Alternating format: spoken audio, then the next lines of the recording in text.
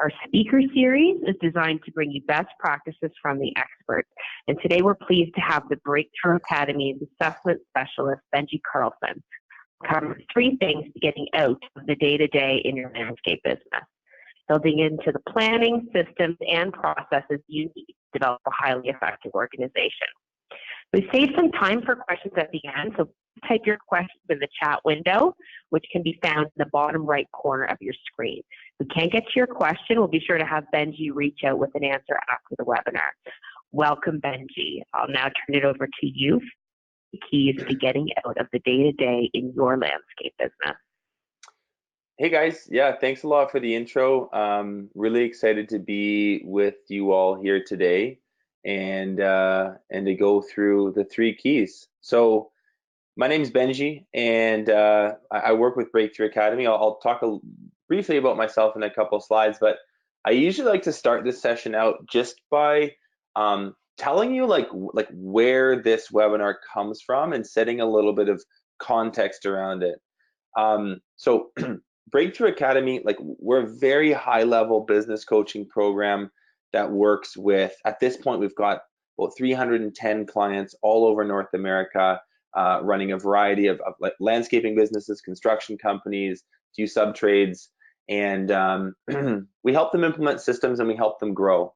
And so the 3 keys, these are like the trends or the patterns or the things that we've noticed that business owners don't really do that well and are massively impactful. So you could think of them almost as blind spots, right?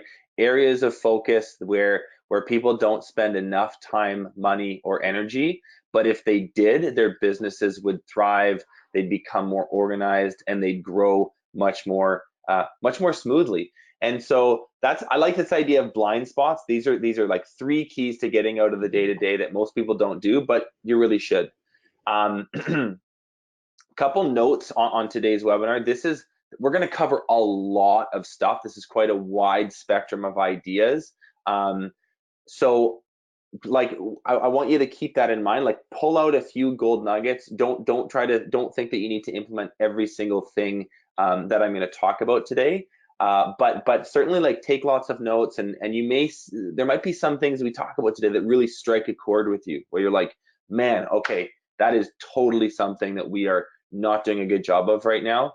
And add that to the note for something to work on in this off season. Another quick piece is this webinar comes with a pile of downloads and resources and tools that we're just giving away. We like to be really, really generous. So I've got like some really neat tools. I've got a strategic planning document, an interviewing worksheet, a really advanced financial tracking system, a whole bunch of stuff that I'm gonna leave PowerPoint and show you kind of how it works, give you a super quick demo, and then if you stay till the end of the webinar, there will be a page that we send you to with the download code where we can just send you this whole package all in one. So that's kind of our giveaway. Without further ado, let's get into the 3 keys. So what they are, the 3 keys, I'll just tell you right now.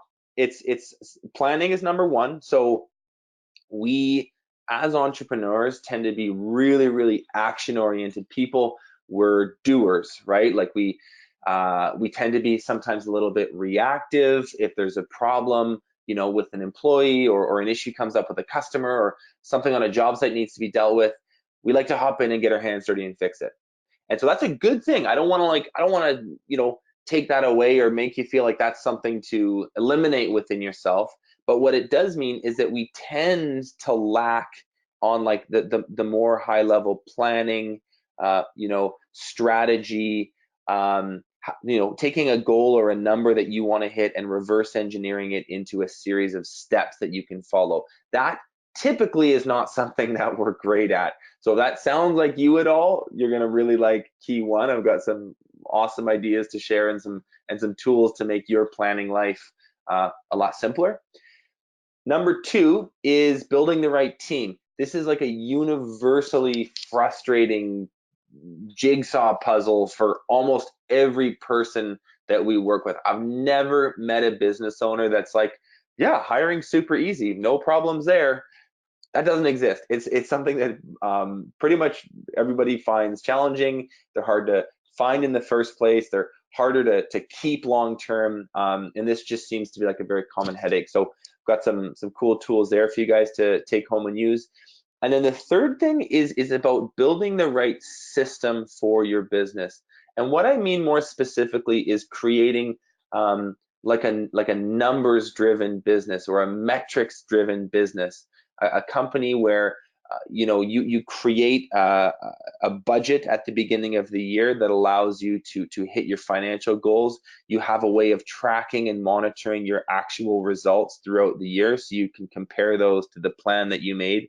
And you're also able to connect those numbers and those goals with the people in your business who actually carry out the work, and make sure that your whole organizational structure, your whole team of employees and subcontractors are aligned and focused on the stuff that really, really matters. So those are the 3 keys, and we're going to spend the next hour unpacking that and going through this in a little more detail. Yeah, I mentioned this before. Focus on a few gold nuggets. Don't worry about like getting absolutely everything that we talk about here in place next week. To do all this properly takes quite a long time. I just want to share with you the concepts and give you some tools to make it easy. You'll see how a lot of this stuff is linked. It's interconnected. And keep in mind, like, everything we're talking about is one cog in a much larger machine, which is your business. And so if you like what we go through today, if you find it relevant and useful, and you notice your head's nodding a lot, that's probably a sign that we should keep talking, because there's a whole bunch more really powerful content and coaching and advising within BTA, and this program could be a really, really, really good fit for you, and you could be a really good fit for us. So that's my ask of you. If you like this stuff, let's set up a call outside of this webinar to learn a little bit more about you and share a bit more on BTA. I will probably spend 5 minutes at the end of this going over the Breakthrough Academy program in a little more detail, but we've got tons of stuff to cover, and I want to hop right into it. So me, really quick, I come from the painting world. I ran a painting franchise for a lot of years, quite successfully, loved it. Eventually kind of fell out of love with it. I went traveling for quite a while. And then more recently I've started I'm sort of a really key component on the marketing sales side of this Breakthrough Academy program, which is a really cool thing. I'm super passionate about talking to business owners about what ails them and coming up with really practical, really actionable solutions that they can use to fix that. So we'll do a quick transfer in. Rachel and Jennifer, if you guys can monitor the chat box really quickly, if we do have some answers come in, please read them to me. But I do want to know, for those of you on the line right now, like, what is the biggest change you need to make in the next year? Think about that for a second, right? We're coming out of a summer season. You've probably noticed, some wheels start to rattle, and like the system is kind of breaking loose. There are things that might be broken. There are probably glaring inefficiencies that you see every day and can't wait to fix. What are those things for you? Are there people that need to be hired, or maybe people that need to be fired? Is there a system that needs to be implemented? Is there a large structural change that you want to undertake? I just want to hear from you guys, like, what are you guys noticing that is just glaringly inefficient and you want to fix? So we have somebody, Deb Stevens says, much better ROI and cash flow. Okay, cool. And then Tom is talking about getting out of his own way. Ooh, sweet. Okay. Better delegation and filling voids. Okay, awesome. We're going to talk about that quite a bit. There's some stuff. So the getting out of your own way thing, listen really closely to this strategic planning stuff we're going to talk about. And then there's in key 3, there's some stuff we talk about around like how to manage people. There's some systems we use to really like start to delegate stuff off your plate that you'll probably really, really like. Thank you guys for sharing that. So key 1, I'm just going to hop right into it. This is about building the right plan. So the reality for a lot of us as business owners is there are literally a million things on our plate any given day. There are, you know, customers that are, you know, trying to get our time. There are employees that need our attention. There are job site things that need to be dealt with. There's vendors trying to sell us stuff. There's a vehicle breaking down on the side of the road. There's just so many things that kind of occupy our mental space that it is really, really easy to get lost doing all of the stuff rather than the right stuff, okay? So that's really what strategic planning is about. It's taking a step back, you know, clearing your head and saying, okay, what do I want this business to actually do this year? What are the numbers I want to hit? What are the initiatives I want to undertake? What really, really matters to me? And then let's create a plan to hit that and make sure that the time in our calendar and the actions we undertake are aligned with those well thought through plans and goals, okay? So I just spoke to this a second ago, but I do see a lot of entrepreneurs spend like a huge amount of the time on really menial stuff, right? Like, why are you, the business owner, running, you know, forgotten tools to a job site on a Tuesday morning when you could be looking at your job costing and using that information to make a, you know, a better budget for next month? You could be in an interview trying to find like that project manager that you really need. You could be revamping your marketing strategy. I find that people tend to spend their time on stuff that is frankly below them, right? Like, you own this company, like you can't be doing these little piddly tasks that realistically somebody could do with very little training for 20 bucks an hour. Okay, so strategic planning is really about having some accountability on that and making sure you're not doing that stuff and focused on the really big picture stuff. So we're going to introduce this tool called the one-page strategic plan. This is something that we kind of adapted from a book called The Rockefeller Habits. And I like to think of it as your company's North Star. It's the guiding light. It's kind of what keeps you focused. You will see on like the way that this thing is structured. I'm gonna actually, so I'll just look at on this PowerPoint slide, but we'll leave PowerPoint in a second and look at it in an Excel format. But what I want you to see is on the left, you see values, BHAG 5 years out, your purpose or your why. So those are like your really foundational big picture things, long-term goals and underpinning values and purpose. Column 2, we break it down into like, what are the goals this year? In the next 12 months, what do you want to do in revenue? What would you like your gross profit to be? What would you like your net profit to be? How many staff do you want to grow by? What levels of customer satisfaction do you want to fulfill? So these are like hard measurable numbers that you want to achieve this year. Below that, you'll see 2019 initiatives, or in this case, moving into next year, it would be 2020 initiatives. These would be like the actual, the actions, the changes that you need to make hitting those numbers possible. Below that, there's annual critical numbers. Column number 3, we're breaking it down from annual goals to quarterly goals. So what do you want to do in the next 3 months, or the first 3 months of the year, rather? And then in column 4, it's like the theme and the celebration. What are you going to do to celebrate this if you hit these numbers? Now, that might seem a little dry because it's just a photo on a PowerPoint slide, but I'll show you what this looks like when it's done properly. So I've pulled out a few strategic plans that our members have built, and this is something that our coaches take very, very seriously when we work with a member. Is the first thing we do is hammer out a strategic plan. So this is actually a roofing company in Oregon. They filled this out really, really clearly. Their why for them, they want to have a sellable company at the end of this so that they can retire. 5 years out, they want to be at $10 million in revenue, 10% net profit, and they'd like to buy a house in Mexico. Those are pretty good reasons. We're going to talk about the importance of your why in a slide after this, but that's pretty clear. They're painting a bit of a picture for us.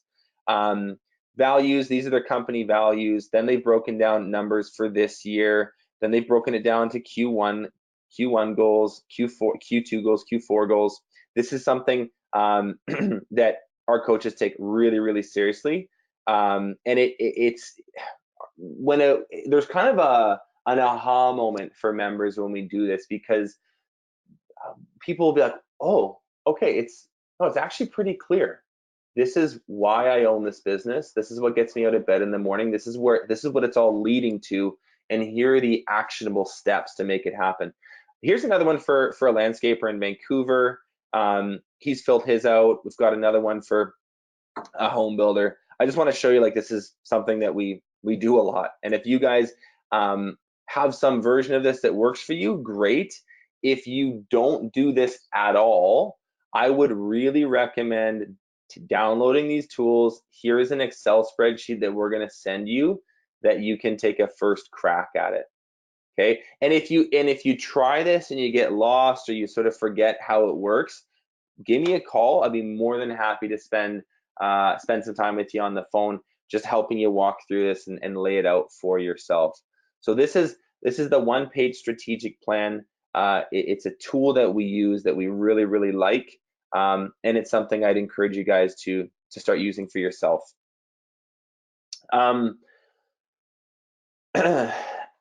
Underpinning the whole, like, one-page strategic plan is goal setting. And there's also some best practices around how to do that well that I think people sometimes fall down on a bit. So maybe you've heard of this like SMART goal sort of checklist. We call it a SMARTY goal. I'll unpack this for a second. So it's SMARTY. The S stands for specific. So a goal needs to be incredibly specific when you set it and when you define it. Saying that you want to grow is not a specific goal. Saying that in 2020, we want to grow by 30%, which means we're going from $1 million to $1.3 million. We also want to grow our net profit from 8% to 10%. That's a specific goal. Okay, you see the difference between those two things? Measurable is also really important. I think it's maybe the most important thing here. And what I mean by that is this. Here's a really good example of a good idea and the right thing to focus on, but no measurability. One thing I hear from business owners all the time is, man, we really got to work on our communication around here. Balls are getting dropped. We really got to work on the way we're communicating with each other. And I say to that, that's awesome. You clearly do, but I can't measure that. So, like, 12 months now, I don't really, there's no way for me to tell if that's actually happened. Maybe there's a slightly different angle we could take to that. And, for example, you could say, this year, I want no more than 3 customer callbacks as a direct result of, an estimator's failure to communicate properly to a project manager. Okay, the handoff from sales to production, I don't want more, like maximum 3 customer callbacks from a miscommunication there. That becomes a little more measurable. We can see at the end of the year if that's happened or not, right? So that the measurability piece is really, really big. Attainable, A stands for attainable. This is simple. I think people, entrepreneurs, we like to talk a big game, okay? And that's good, and I love ambition, and I think, shoot for the moon, you'll land among the stars, all that stuff is great, but don't be the guy that's doing, 500K one year and you're telling all your friends and saying at the dinner table, we'll be at $10 million next year, okay? Again, I love the enthusiasm, but you've got followers that are looking up to you that are also pretty smart and also critical thinkers, and if you talk a way bigger game than they feel the team is able to even complete, you lose a tremendous amount of buy-in and your leadership gets called into question. So I'm a fan of like more conservative, more hittable growth every year rather than just like, talk about it a lot and then kind of fall short. So attainable is a huge piece. Relevant, this is also a funny one. Going back to sort of that entrepreneurial profile, we tend to be action oriented. We also tend to sometimes be a little bit ADD, and it's really easy to spend a whole bunch of time on a project or an idea that you had because you read it in a book or heard it at a conference or saw a YouTube video on it. But like, as cool as all that is, it's not even remotely relevant to what the business needs right now, right? I've seen this happen a lot. So when you're setting goals, make sure that they are relevant, and the best way to ensure that they're relevant is having that strategic plan built out.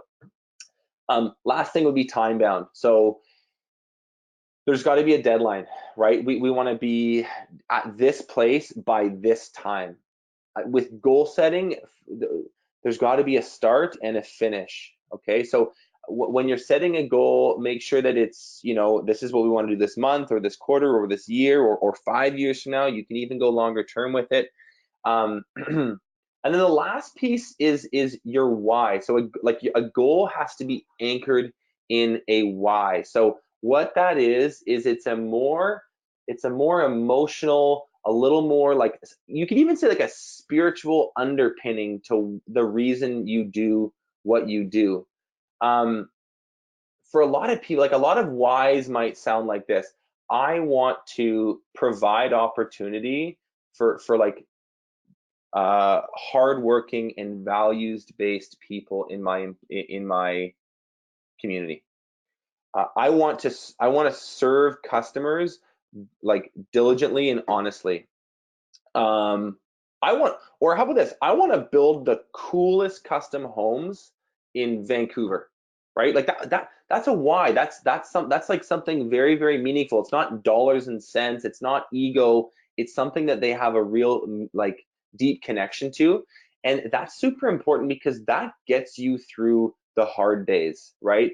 If it's all about just like making a buck, it's sometimes really hard to get out of bed in the morning when everything's going wrong, and those days are going to happen. So those are my thoughts on why it's important to have a why. I'd love to spend time on this transition curve thing, but we do have a whole bunch of stuff to get through. So I'm just going to skip through that one right now.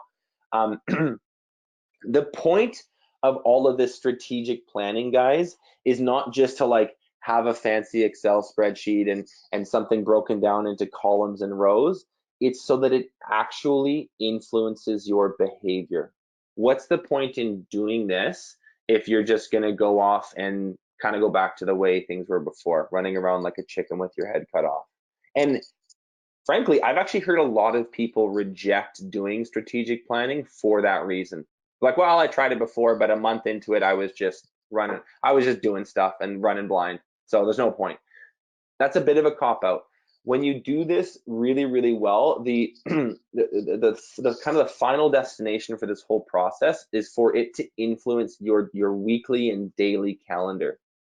So when I like every week, every Friday afternoon, I do a bit of a priority management session. I revert back to my strategic plan for the year. I read through it, just get that front of mind. I look at my the goal, like the specific goals for this month, and then I look at the week coming up and I say, what actions do I need to take in order to hit that? Okay, well, I want to sign 4 new deals, which means I'm going to need to do about 6 to 7 assessments with prospects. I need to finish getting prepped for this webinar here. I've got a speaking event in Dallas next week. I definitely need to get my slides ready for that. And I need to do some admin time, and I need to do some work with some of the people on my team over here. And I literally, I break this whole thing down and I create a very, very clear weekly plan for myself. Now, do emergencies happen? Yeah. Are there times when I deviate from this plan? Absolutely. But the fact that it's been written down in a structured way allows me to come back to it when those emergencies happen and say, oh, you know what? I had to go to the job site today. Like I just, there was a huge emergency. Somebody got hurt. I needed to go deal with that. And as a result, I couldn't get, I wasn't able to like finish my bookkeeping for the week. So I'll have to move that to Friday. Okay, cool. So not perfect, but I've reworked it. And getting into the habit of this for a lot of people is extremely uncomfortable and difficult when they do this for the first time, because it's very different from the way that they've done it before. But if you profiled the highest performing landscaping businesses out there, I can guarantee you that the owners and the leadership teams of those businesses all have very dialed in weekly calendars. And so the trickle down from that strategic plan is this. It gets to a point where you're dictating your actions on a weekly, daily basis and making sure that what's in your calendar is connected with that strat plan. Okay, that was a lot of stuff. Let's move on to key 2. So this is really about your team and how to find the most qualified, the hardest working, the most customer service oriented people out there. Now, I fundamentally believe that you cannot grow a business on the backs of B players, right? As a company develops and becomes more sophisticated, there's more and more time that the owner of that business needs to spend creating systems and implementing them and leading their team and kind of running the business from a higher and higher level. And so what that means is the stuff that you're doing right now, probably within a year or two, you won't be doing. Someone else will. And so that person has got to be as good as you at that thing, right? If you're going to take it off your plate, there's got to be someone really capable to hand it to. If that handoff is to someone that's a little clueless and not super qualified and maybe a tiny bit lazy and not the best communicator, what do you think's going to happen? I probably don't even need to ask you that in a theoretical question. What has happened when you've done that in the past, right? We've all had experience doing this before, and it often doesn't go well. Another quote that I love is culture eats strategy for breakfast, which is kind of funny because I did a whole topic on strategic planning, which is still extremely, extremely important. Don't get me wrong, but the team that you have around you to carry out that strategic plan is like way more important. And I do believe that. That's a quote from a guy named Peter Drucker, who's like a really famous management consultant from sort of like the 60s and 70s. Pretty old school guy, but he's written a ton of books, kind of a business genius. And it's something that I've always believed. So assembling that team around you is like, I think it's one of the most important things that a business owner does. So let's talk about how to do it well. The first thing that you need to have your head wrapped around when it comes to recruiting is that this is the exact same process is going out there and finding clients. Okay, marketing is sales. Or sorry, recruiting is sales. It's the exact same thing. You have a client or a prospective client that has some needs. They want to get a landscape done or some maintenance done or something done to their property. There's certain things that matter to them, and you as a company need to go out there and find them, showcase your services in a way that's captivating and engaging and get them to buy from you. Okay. On the flip side, you have potential employees out there on the job market who have needs. They have specific things that they're looking for, just like your customers. You need to go out there as a business owner and find them and talk about your company as a place of work in a captivating and engaging way that gets them excited about joining your team. So that shift in mindset is really, really essential.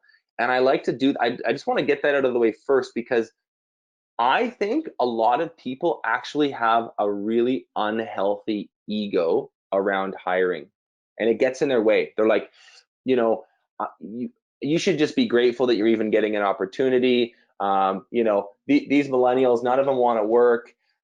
There's all sorts of like myths or stories that we tell ourselves around like potential employees out there. And we get ourselves into a bit of trouble. The other thing I find really, really important around like comparing this to sales and marketing is if I talk to 100 business owners in a month, 99 of them are going to complain about their ability to find qualified help. If I peel back the layers and I say, okay, this is a really big pain point for you. This is something you're frustrated about. You talk about it with emotion. Let's have a look at what you're doing. Okay, well, there's a kind of a crappy misspelled ad on Craigslist that I haven't updated in 3 years. I call the applicants that do come in really sporadically while I'm driving on my way to a job site. I loosely set up an interview. Sometimes they show up, but mostly they don't. And I ask them a couple questions, and if they're there like relatively, on time and they seem sober, you're hired. Let's give it a shot. I'm kind of dramatizing this for the sake of effect, but there's a lot of people whose recruiting funnel looks like that, and then they wonder why they're like constantly frustrated with it. Whereas those same people are spending huge amounts of time, money, and energy on marketing and sales. So there's a mismatch, right? Talk about a blind spot. It's like if this is really that bad, let's reallocate some resources and change your mindset towards it.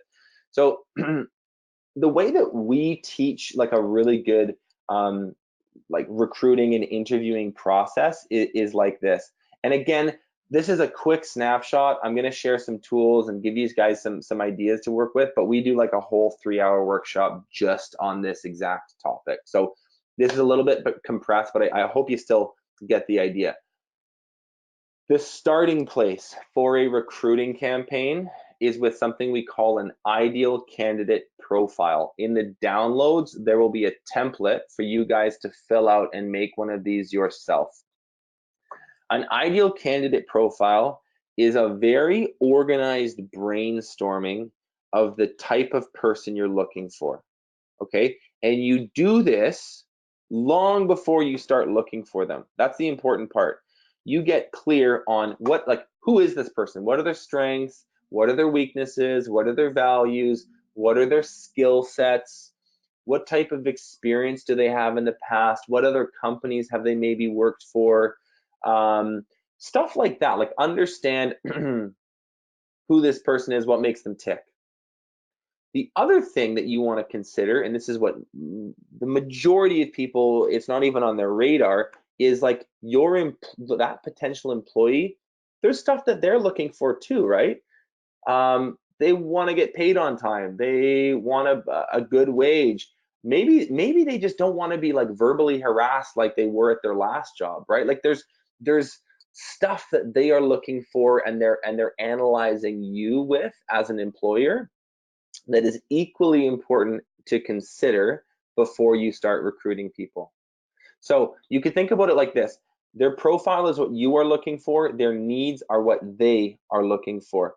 If you have never done one of these before, a really, really good place to start would be to go buy lunch for your best landscaper, your best project manager, your best estimator, your best office administrator, whoever you need to go out and find, sit down with them and ask them these questions. What do you feel you're really strong at, right? What do you feel maybe your weaknesses are? Can you talk to me about your values? What skill sets do you have? Where did you get that in the past? And you'll just literally sit back and listen. Take a bunch of notes and you will start to hear what makes this specific person that you know already really, really good at that role. And now you can take that information and you can go look for that again out there in the marketplace. So this gives you it gives you criteria against which you can grade potential employees. I know that might sound like really simple, like it's like duh. Very few people actually do this, right? You lose a guy, you throw an ad on Craigslist, and you kind of hire the first person that shows up. Okay, so that ideal candidate profile is really, really important. We've got a template for you to use in the downloads. From there, I would turn that into a really well-structured online job posting. If you go out right now and you just go to Craigslist, go to Kijiji, go to Indeed, anywhere, and type in landscaping jobs and look at a few of the postings, you will be appalled at the quality that is there. So what I'm saying is it's not very hard to stand out online with a really nicely written job posting. With photos, it's highly visual, it tells a bit of a story, it engages and captures the attention of the type of person that you're looking for. And here's our formula for this. I think we have a template and an example as well for how to build a really good job posting, but like a bold, catchy, and engaging title that captures attention. A lot of the times we frame them as a question. Short company profile that sells. Again, make yourself sound good. Don't be afraid to boast a little bit here. We're an awesome family company. We've been in the area for X years. You know, we work hard, but we play really hard as well. We've got these great team events. We love our customers. Like, you know, don't be afraid to add sort of a marketing polish on this and some salesmanship. make yourself sound appealing. A detailed job description, again, making this job sound really cool. Hey, you get to work outside, stay fit, stay active, work with nature. Make it sound good. Clear skills and requirements. This is really simple. Just like add a few things that you are looking for in those people. If there's, education that they need to have, or some trade school that they should have been to, or certain qualifications and experience, I would mention that. Deal breakers are, just absolute non-negotiables. You need to have a driver's license. You can't be afraid of heights if we're working on a roof or we're working on buildings, whatever, stuff like that. You can't be allergic to pollen if you're a landscape technician, right? We're gonna spend the whole summer outside, and if you're sneezing and crying the entire season, probably not gonna work. That's a deal breaker. Compensation, I don't really have any hard and fast rules about that. Sometimes yes, sometimes no. Kind of depends on the role in the market that you're in. And then a really clear call to action at the bottom. A clear call to action is, if you want to apply for this job, send your resume and cover letter to info@btlandscaping.com, right? So if you want to take action on this, here's how you do it. A bad call to action is like, for inquiries, call this number, or for more information, check out this website. Like, make it very, very clear, and it's highly directive. Tell them what you want them to do in order to move forward in this process. Okay, those are some basic notes on how to build good job postings. Where this stuff goes kind of depends on the region and the role, but common ones would be Craigslist. I know it's a bit of a crapshoot, but there are diamonds in the rough there. Kijiji, sort of the same. Indeed is a little elevated. We could do campus recruiting, networking your staff. I'll talk about that in a second. Using Facebook can be really effective. Using LinkedIn. Glassdoor is a newer one. ZipRecruiter, those are also really good sites. But do some Googling. What are the best human resources sites, or what are the best hiring sites in this area? A lot of the times, municipalities and small towns will have very, very good websites that actually get a ton of traffic locally.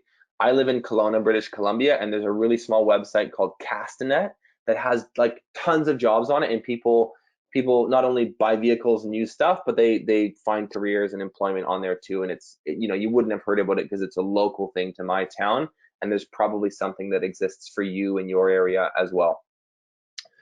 So networking your staff, this is just a small tip or trick that we've used with tons of success.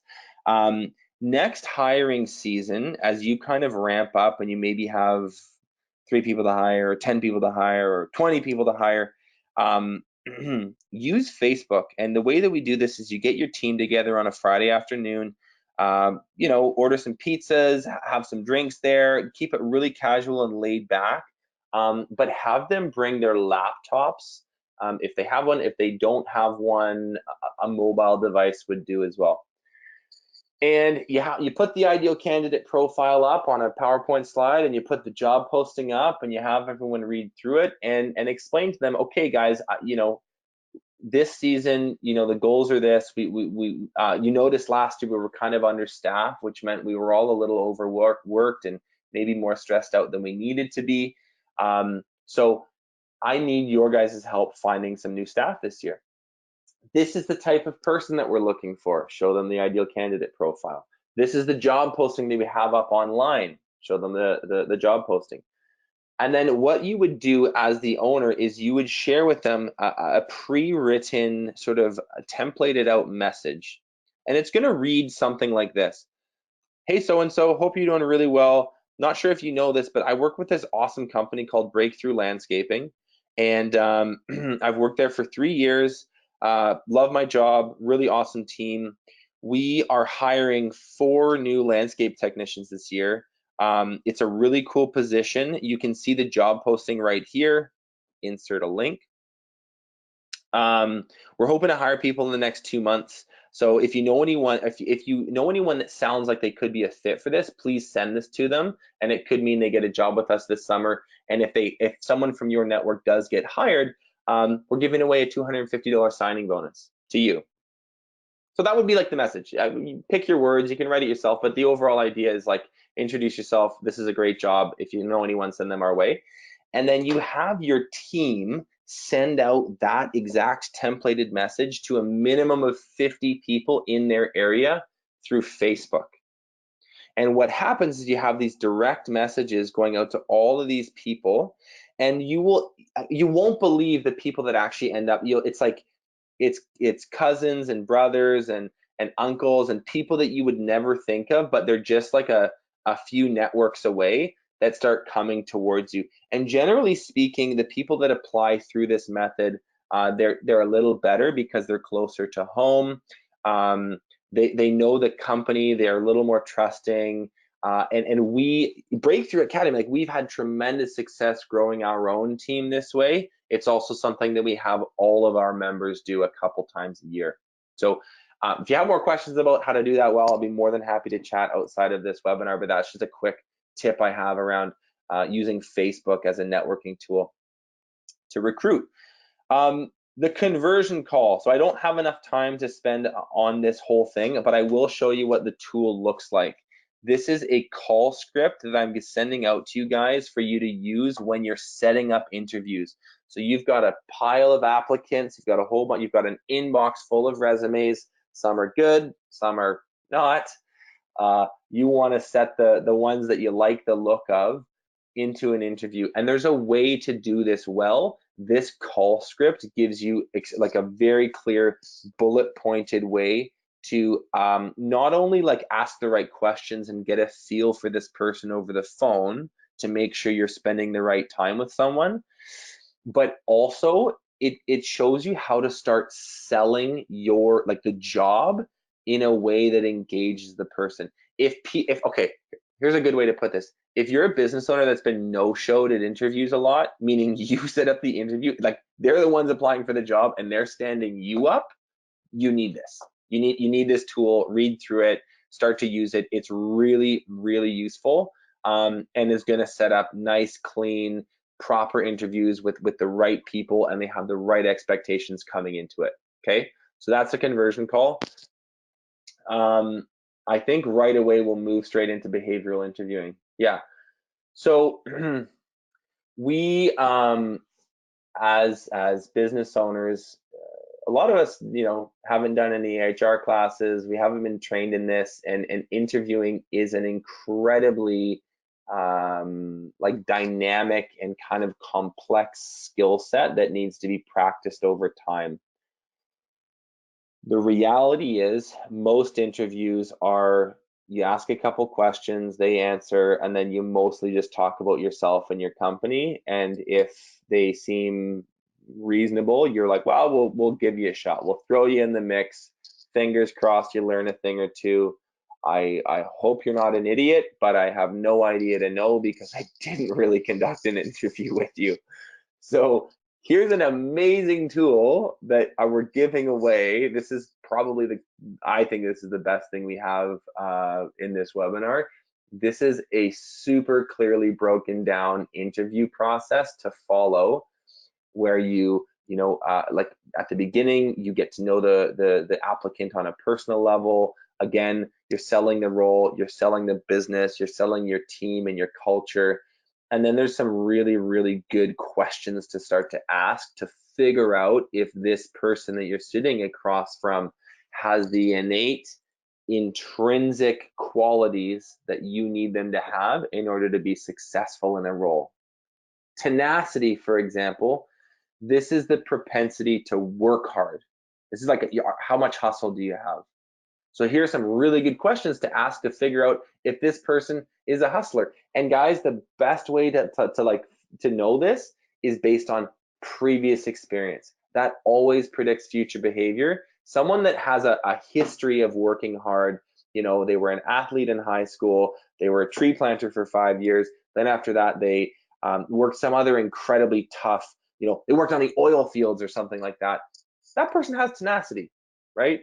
Somebody that was like a babysitter and then worked part-time at Starbucks, not sure if you have tenacity. Not to knock babysitters or Starbucks, but though, like the previous behavior is the best indicator you have of someone's future performance. And this interviewing worksheet gives you a really, really structured way to pull that out of people. So I think that's the coolest thing we have. Download it, use it, please. You will not regret it. So that's key too, okay?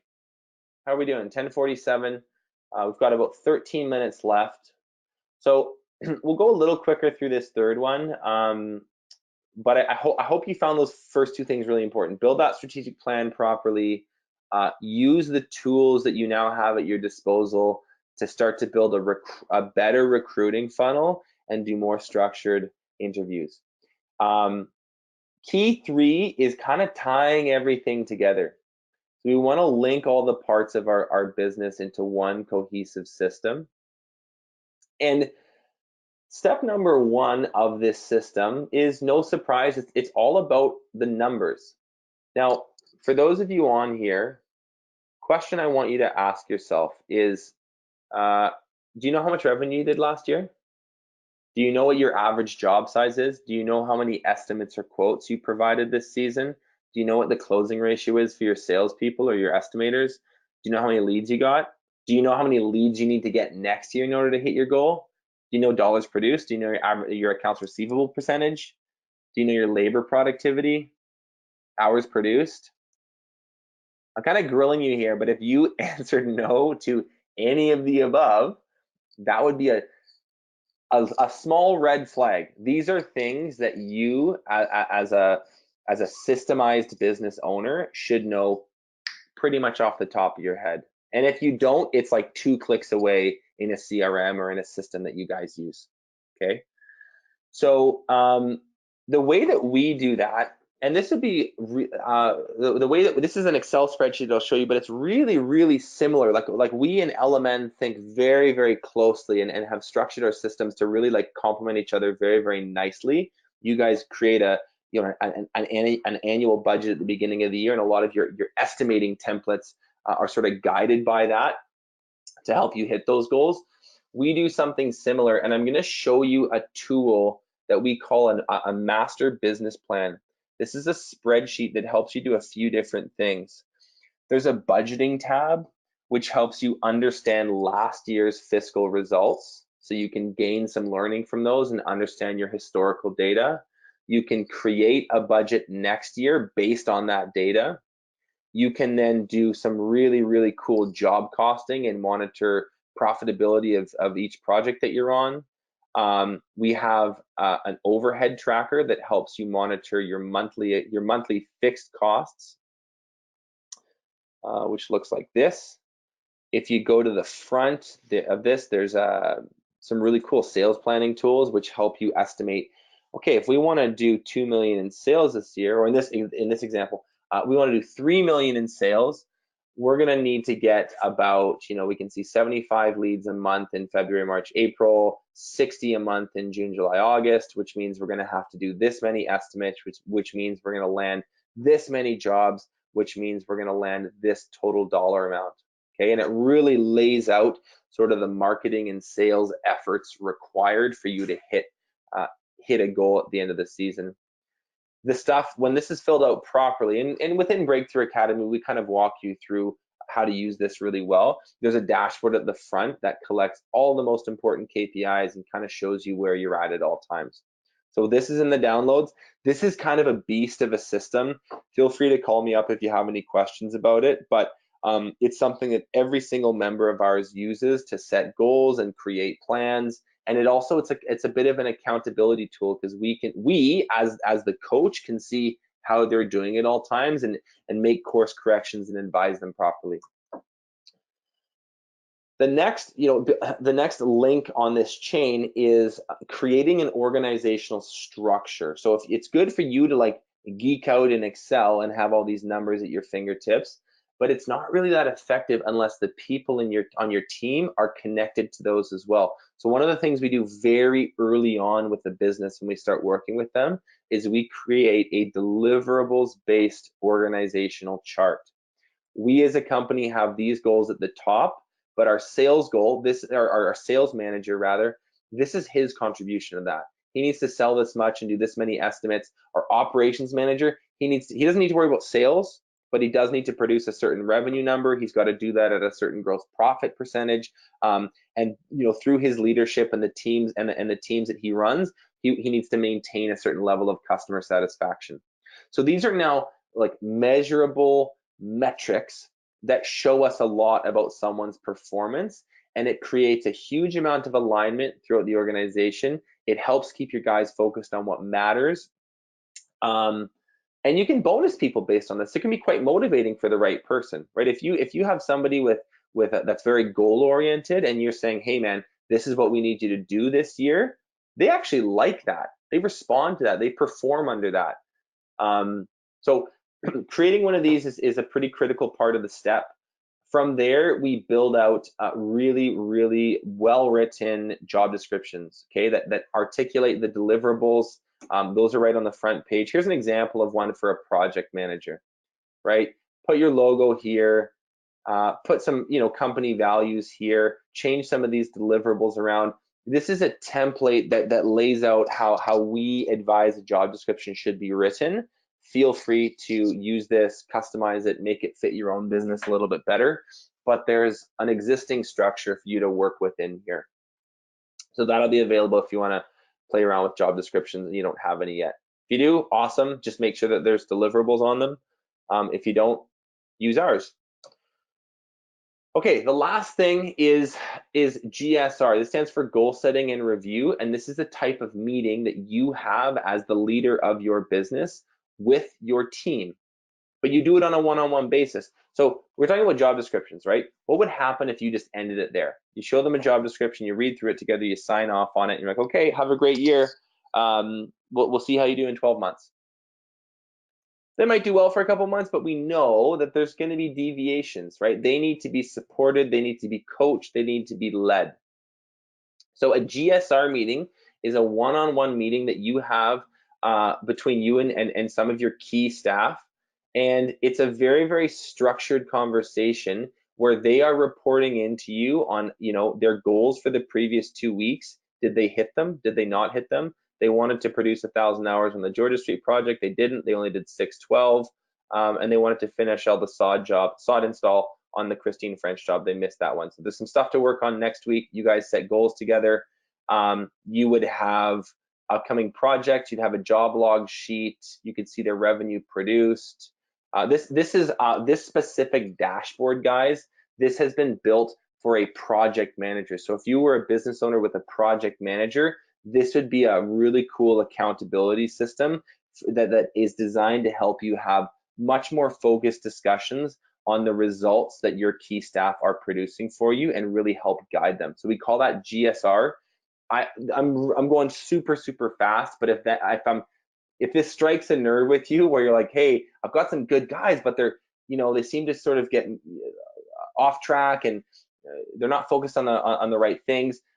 We should talk outside of this call, because this GSR system is really, really powerful, and it's something that we implement with pretty much every business we work with tremendous results. So I think we'll probably start to transfer out here, but that's kind of key 3, right? It's like build a budget, connect that budget and the financial goals with the people in your business, reinforce that with job descriptions, reinforce those job descriptions through GSR meeting, and make sure that the people on your team are driving the results of the business forward. This is the getting out of your own way piece. This is the delegating piece that was mentioned earlier. That's kind of how you do that, right? All of the ideas and tools and everything that we've shared today is designed to take you from column left here to column right. So let's look at this. We've got frustrated hustler. His activities include, okay, I got to get the materials for Joey and Ryan. I got to fix that van that broke down last week. I got to go collect money on Saturday because I don't have enough to make payroll. That sucks. I've been there. We need to start Tuesday's job. I need to finish that Smith quote. I need to re-estimate the add-on for Joey's crew. Okay, that's sounding pretty reactive. It's sounding very short term. It's sounding very like in the day-to-day. Controlled entrepreneur, I want to review last week's job cost cards. I want to train my staff to handle client issues so I don't have to.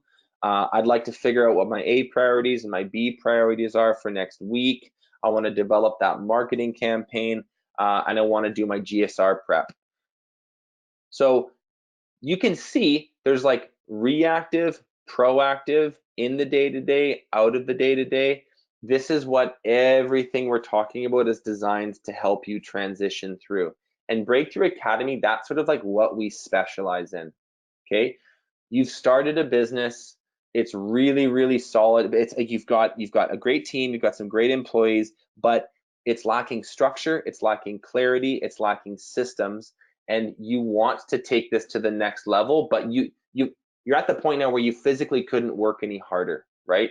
So what's missing is systems, right? Some guidance, some coaching, some accountability, probably some better staff, and that's kind of what BTA does. So this is like I said, a very high performance business coaching program.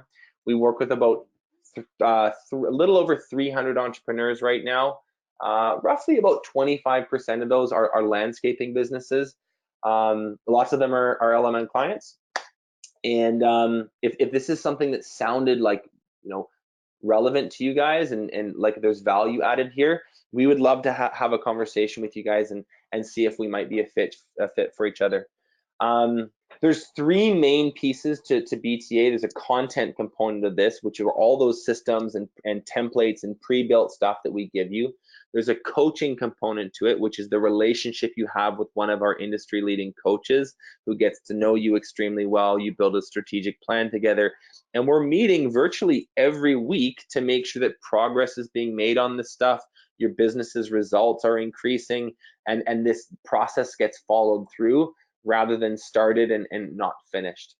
The other piece of this is a community aspect. So there's 310 people, like business owners, that work in Breakthrough Academy. They're all extremely like-minded, they're very open, and they share and collaborate and work together on this stuff, which is a really cool part of it. We post some really incredible results. I showed you that master business plan Excel spreadsheet a while ago. We have one of those for every single person we work with, and we pull statistics on them as an aggregate every year. And what we see is about a 43% growth in revenue, 66% growth in net profit, and then a huge amount of time back in the lives of our business owners. Those are averages that we've pulled from our members. So that's just about it for me. I want to transfer out here. We're at the top of the hour, so it'll just be a couple minutes more. Thank you guys for staying on. If you want to use the chat box to let me know what you learned today, what were those gold nuggets? What were the quick, easy wins that you pulled out of this? Was there something I said or a tool I showed or a slide that you read that like really struck a nerve with you today? We're like, man, I need that. I want to know what those are. That was wonderful. Thank you so much. There were some really great, valuable nuggets in there. As we're kind of wrapping up, I wanted to make sure that we had some time for a few questions. And yeah, that would be great. If you guys had some comments, please do put them in the chat. We'll certainly pass them along to Benji. This seems to be one of those perfect questions to wrap things up, particularly after your explanation in terms of what BTA does. So Ron was asking, I'm not really at all that business minded, but I know I have to be. This all seems so overwhelming. Is there hope for a guy like me?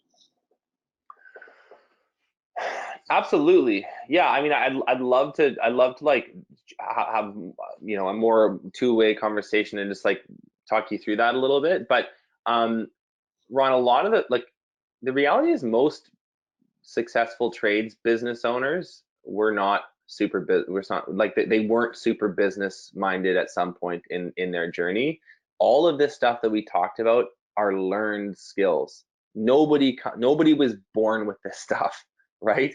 So if you're open-minded and this is something that you're passionate about and you're motivated to do all this, absolutely there's hope for you, even if this stuff feels like scary and new for you at this point. Yeah. Perfect. One more quick question. Notice we are running out of time, but one more quick one here.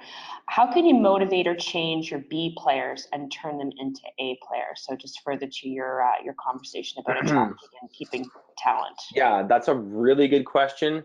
There's a whole other webinar on this exact topic.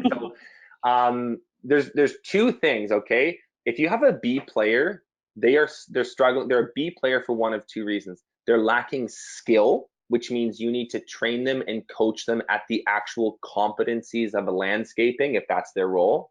Okay, that's one area. Or they're lacking commitment, meaning they're a pretty good landscaper, they just don't care. And the reason they don't care is because there's like unresolved conflict, and you're not leading them in the way that they thought they would be led, and this job isn't what they were expecting. And there's like some very critical conversations that need to be had. So that we could go way down that rabbit hole, but we won't. It's one of two things: they're lacking skill, and you need to coach them, or they're lacking commitment, and you need to like guide them and lead them. Awesome. Yeah. So I think, let's see, we may have time for one more. How about you, Benji? Are you good for one more question? I'm totally good. I have some slush space after this, so yeah, fire away. Super. Where's one area in the business do you think owners can delegate immediately? So for those owners like Ron, who are used to doing things a certain way and being the doers in the company as opposed to the leaders, what would that one area be? What area can you delegate right away? Well, there is sort of a pattern that we've observed. Typically, it goes like this. Usually, business owners will delegate first the production end of their business. So that means hiring worker bees, people to actually take away some of the hands-on labor and like job completion aspects of their business first. Second, they'll get into administration. So they'll hire somebody for the office and somebody that can maybe do a little bit of bookkeeping and answering the phones and dealing with emails. That would be step number 2. And then the last thing that most business owners get off their plate would be like the sales and marketing end of the business. Is that kind of, but it's not like a super clean, I don't know like exactly in your situation, but that is something that we see very, very consistently is like you get production off your plate first, then you get administrative stuff off your plate, and then like much longer term, like years and years down the road when you're ready for it, you can start to look at taking sales and marketing off your plate. Yeah, I think this this person was just wondering where to start, essentially. So I think that's a great answer. Yeah. So unless there's any more questions, we'll wrap it up and thank everyone for their attendance today. Benji, this was wonderful, and we're very proud to be a partner with BTA. We both have very similar missions in terms of helping landscapers become better business owners. And so if you are interested, I know we have a lot of existing members who we share in common. So if we have anyone on the line that's interested in some of the high-level coaching that BTA offers, please certainly reach out. And that's all for now. So we'll wrap it up. And thank you again for your time, Benji. No worries, guys. If you want those resources that we shared today, this is where you go to get them. btacademy.com/resources, and the download code is LMN0912, and you just hit send, and we'll send that stuff to your email directly. Awesome, very valuable takeaways, Benji. Cool. Thanks, everyone. Thank you, guys. Have a good day. Bye-bye. Yeah.